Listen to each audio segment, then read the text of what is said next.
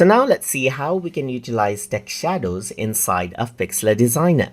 So to do that, I'm going to go around and click on text right here, and I'm just going to go around and type into the tube, let's say for example right here, and choose let's say for example a red color right here, and change around the size as well. So let's just go around, change around the size.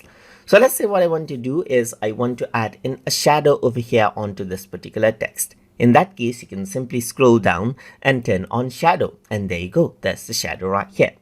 So with the shadow, what you can do is you can change the blur level of the shadow. As you can see, you can change the distance of the shadow as you like as well, and change around the direction of the shadow as well, and the opacity of the shadow as you like.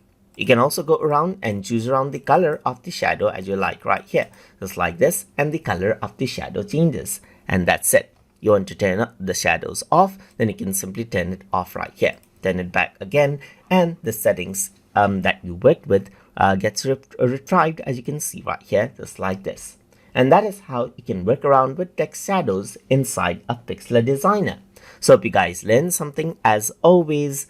And as always, please like, comment, share, and subscribe.